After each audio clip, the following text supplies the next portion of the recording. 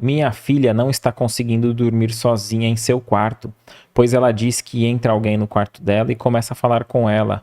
Com medo, ela corre para o meu quarto e por conta disso, ela não está conseguindo dormir sozinha.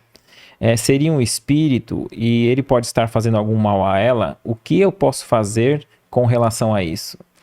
Então, Júlia, pode ser várias coisas. Ela não colocou a idade da filha, não, né? Não. Porque até a idade muda, né? Se a gente está falando de uma criança de 4 anos é uma coisa, se a gente está falando de uma adolescente é outra, se a gente está falando de uma filha, às vezes, adulta, porque muitas vezes tem filhas adultas que moram ainda com a mãe, né? Então, idade conta, a experiência se conta, mas, num geral, se você pede uma orientação, um conselho, é justamente você buscar uma casa espírita onde você possa receber, né, e levar a sua... Primeiro, né, você tem que conversar com a sua filha sobre isso. Eu não sei se você tem essa frequência no espiritismo, se sua filha também tem ou não, né? Primeiro ponto, não fazer disso ou não olhar para isso com um olhar místico, ou um olhar de medo ou de pânico, porque realmente não tem essa necessidade. Eu sei que dependendo do que a pessoa acredite ou não acredite, isso pode ser um pouquinho assustador. Mas assim, não olhar, não se desesperar.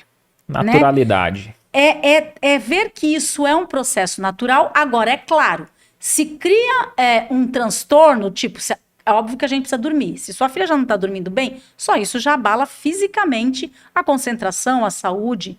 Se te causa o transtorno de você também ficar preocupado e acordar, claro, ninguém quer ficar acordando durante a noite. Então, existe sim um prejuízo aí material até que está acontecendo. Mas eu acho assim, primeiro, você não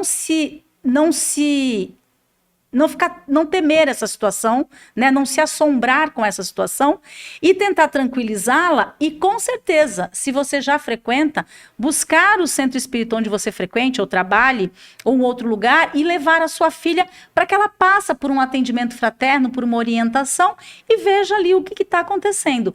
Há uma possibilidade de uma mediunidade a ser trabalhada no sentido de ela desenvolver isso, né? Existem várias possibilidades aí que possam ser, mas eu acho que num primeiro momento é isso. Primeiro, se eu puder te aconselhar, não tema, não tem motivo para temer.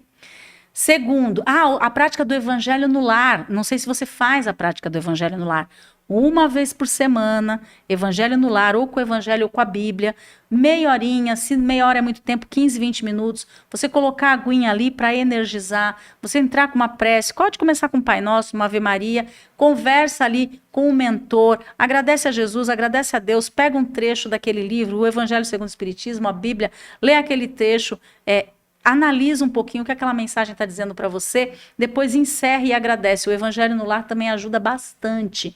Então, assim, é uma pergunta que ela faz, mas como eu falei, de novo, cada situação apresenta variantes diferentes que precisam ser analisadas. Igual eu perguntei, sua filha tem pouca idade? Porque a criança, quando muito nova, é bem comum que ela tenha esse chamado amigos imaginários, que na realidade às vezes são contados. Eu te falo porque eu tinha isso com 4 anos, eu tenho com 50, porque continuou, mas é outra questão. A criança, quando nova, ela tem, digamos assim, mais esse campo de acesso mais aberto, ela ainda tem impressões mais vívidas de outras experiências, então isso acaba às vezes acontecendo sim. Mas procure um centro espírita para ter o atendimento e buscar uma orientação mais adequada. O que você achou desse corte? Coloca aqui nos comentários a sua opinião sobre esse tema. Para ver o episódio completo, é só pesquisar Recomeçar Podcast Espírita.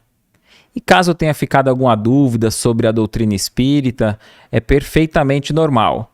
Procure ler as obras de Allan Kardec.